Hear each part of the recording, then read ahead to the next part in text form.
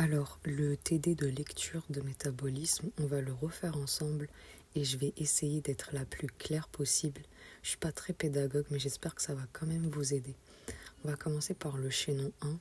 J'ai caché la réponse ici pour que vous puissiez suivre. Alors, pour commencer, on va regarder le squelette carboné. Ça veut dire qu'on va compter le nombre de liaisons carbone-carbone en substrat et en produit. En fait, on va les comparer pour savoir s'il y a eu un changement du style synthèse de squelette ou rupture de squelette. Donc, en substrat, on a 1, 2, 3 et 4 liaisons carbone-carbone. Il faut le compter celui-là aussi parce que c'est aussi un substrat. Donc, je note 4 liaisons CC.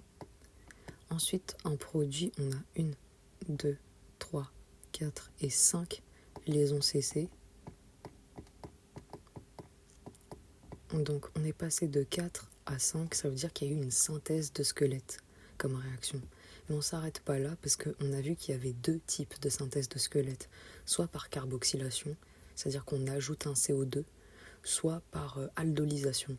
Et en l'occurrence, ici, ça ne peut pas être par carboxylation parce qu'on voit que d'après l'énoncé, il n'y a aucun CO2 qui s'est ajouté. Donc c'est une synthèse de squelette par aldolysation. On a trouvé la réponse. Donc je vais vous expliquer qu'est-ce qui se passe dans une aldolysation. Pour ça, on va prendre cette molécule et cette partie-là ne m'intéresse pas, donc je vais l'appeler R pour simplifier. C'est cette partie-là qui m'intéresse, le CH3.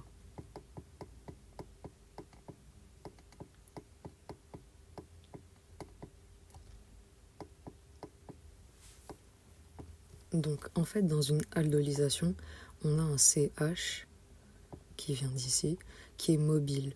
Il va se fixer sur une fonction oxo. Les fonctions oxo, c'est soit une cétone, soit un aldéhyde. Et ici, en fait, il va se fixer sur une cétone, celle-là. C'est ça la fonction oxo. Et on peut voir le résultat ici. On est d'accord que ça, c'est la même chose que ça.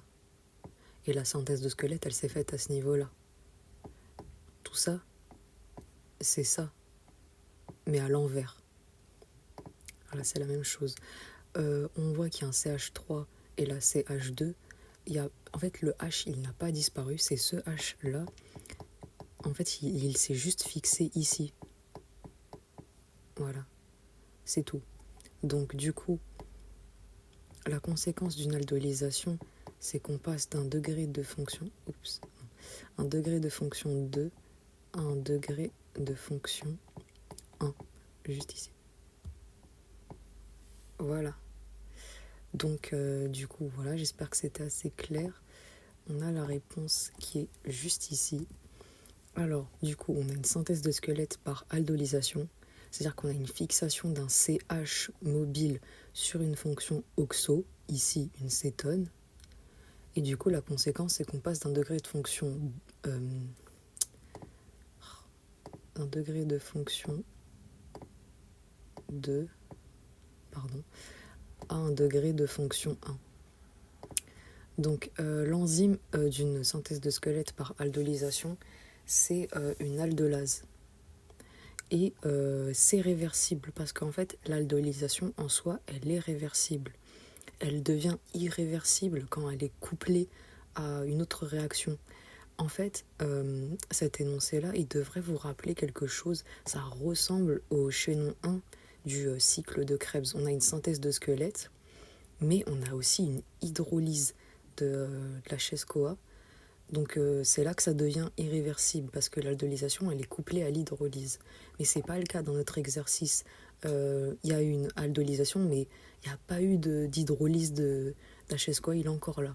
Donc voilà. Donc oui, c'est réversible.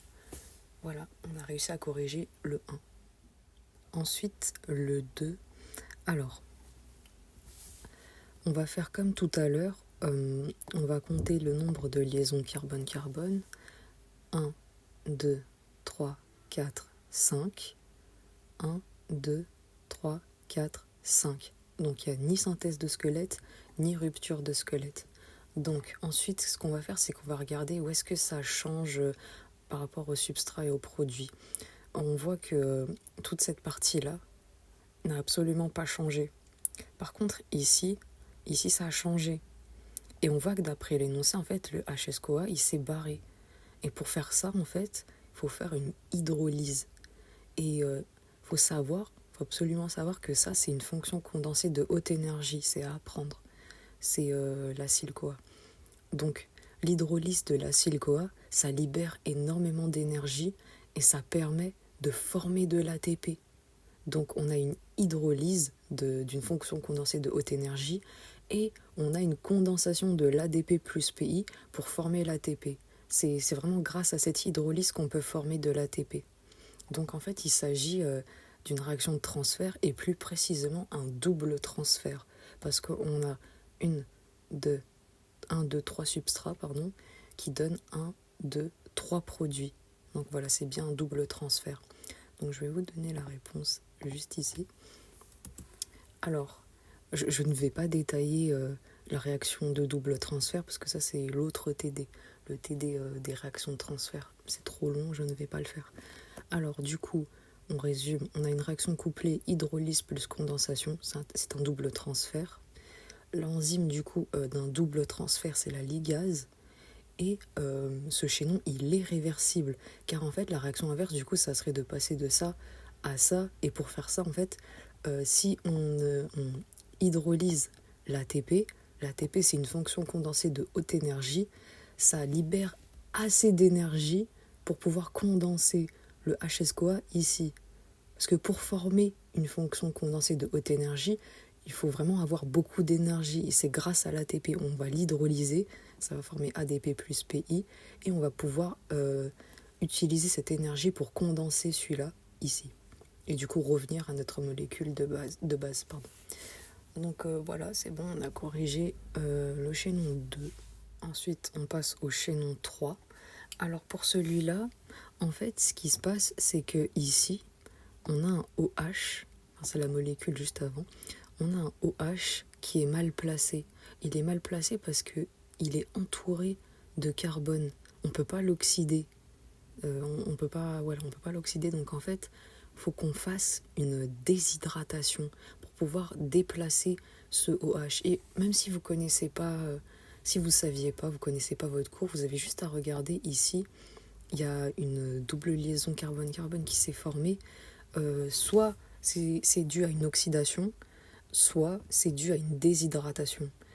Comme déshydratation c'est plus facile, je vous conseille d'abord de regarder s'il y a eu une déshydratation et pour ça il faut juste regarder s'il y a un H2O qui s'est barré. Donc on passe de ça à ça, on voit bien que celui-là il s'est barré et que celui-là il a perdu un H. Donc il y a bien un H2O qui s'est barré.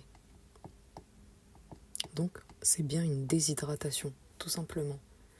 Et ça va nous permettre du coup de déplacer le OH plus tard. Alors, du coup je vous donne la réponse. C'est une déshydratation car on a une perte d'un H2O.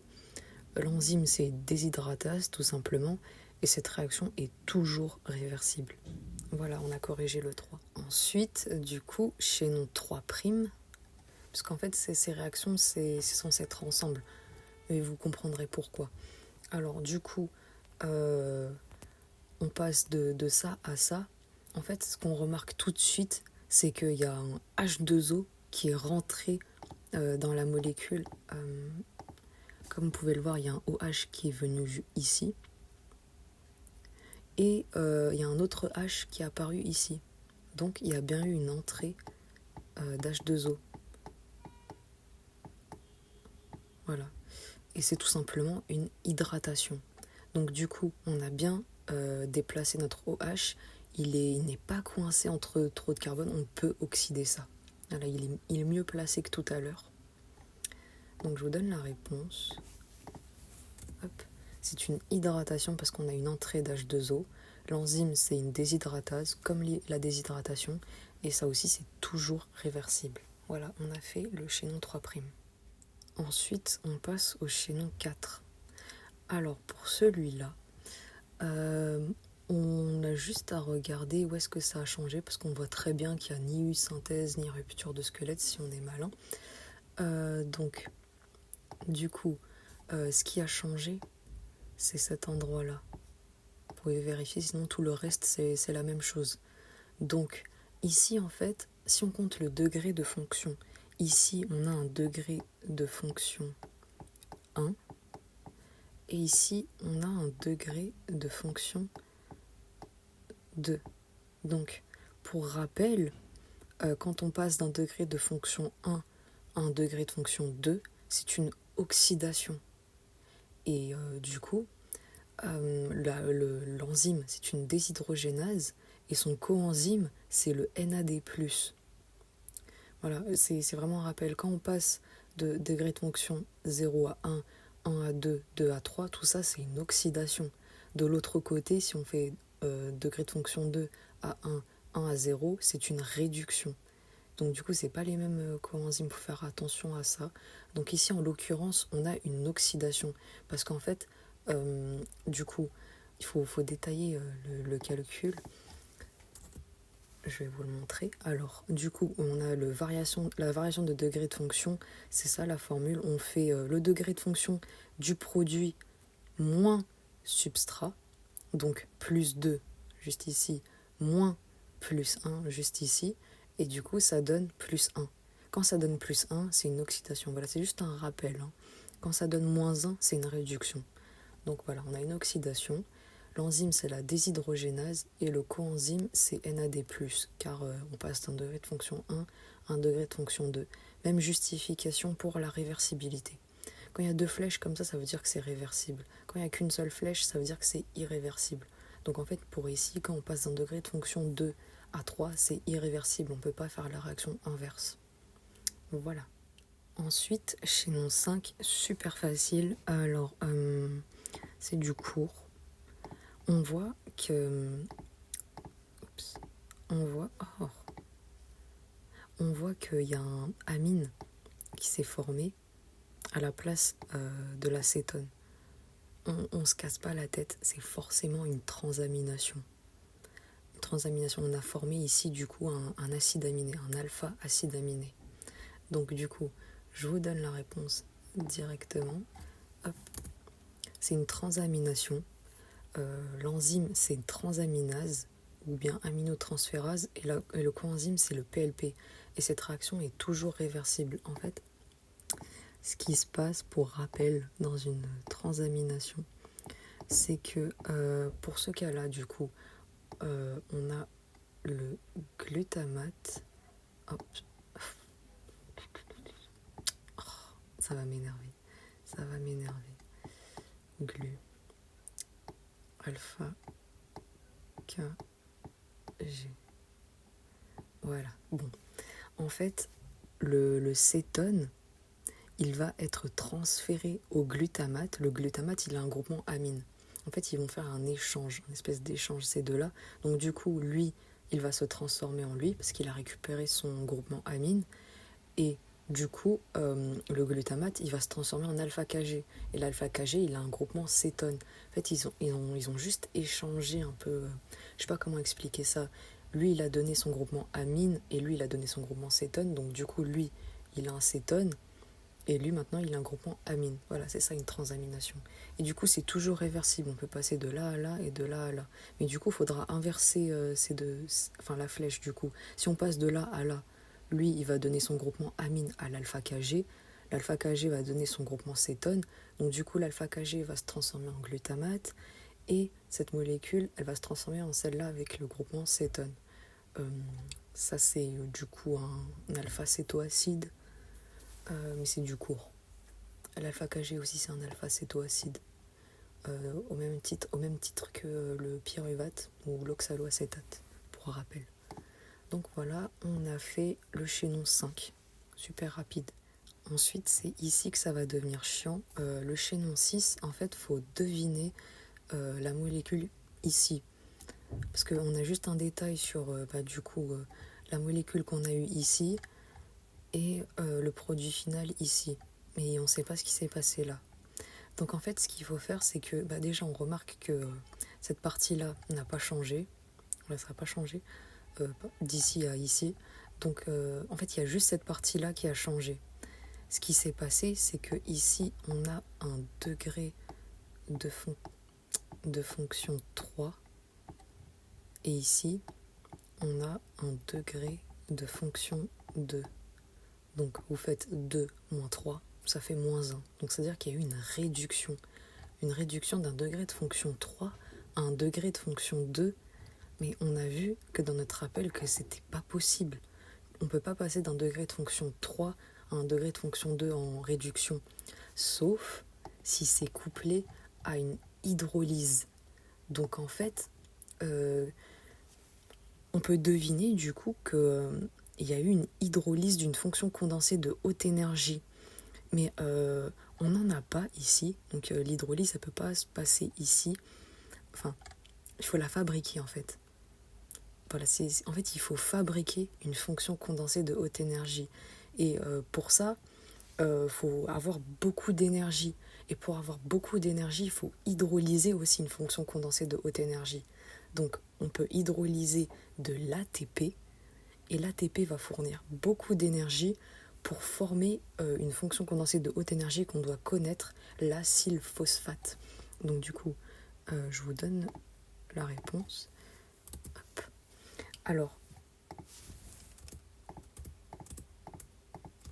ce qui s'est passé en fait, c'est que on a pris l'ATP. C'est pas évident, désolé. On a pris l'ATP, on l'a hydrolysé en ADP plus PI. Et du coup, en fait, cette hydrolyse, elle a fourni de l'énergie pour condenser ce PI juste ici. Donc du coup, là, on a formé une fonction condensée de haute énergie qui est à connaître, l'acylphosphate. Alors on est passé de ça à ça. Donc ce qu'on a fait ici, c'est tout simplement une réaction de transfert. Et c'est un simple transfert ici. Donc je vous donne la réponse. Hop.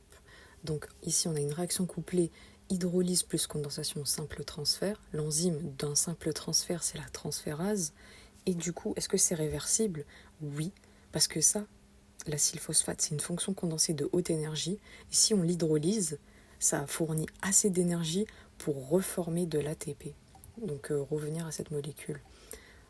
Voilà, tout simplement. Donc on a réussi à deviner le chaînon 6. Ça donne cette molécule. Donc on va directement passer au chaînon 7.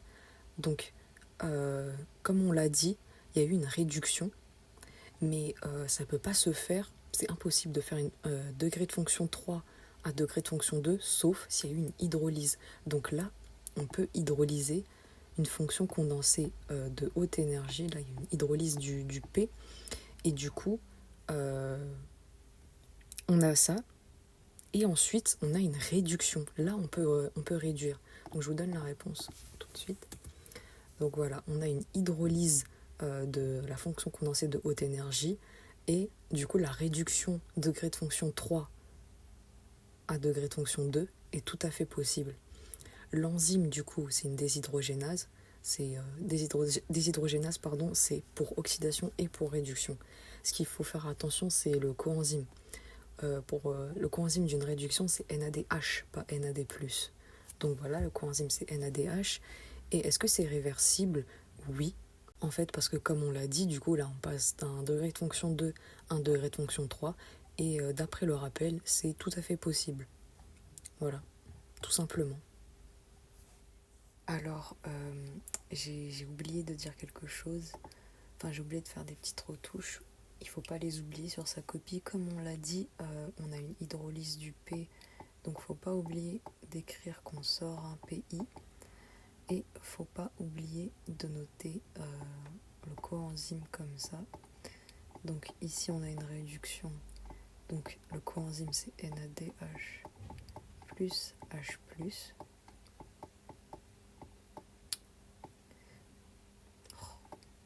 En plus H+, un plus ça. Ça donne NADD+.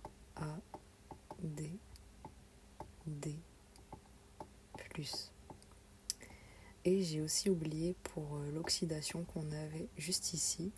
Donc faut pas oublier que du coup cette fois c'est NAD+, qui donne NADH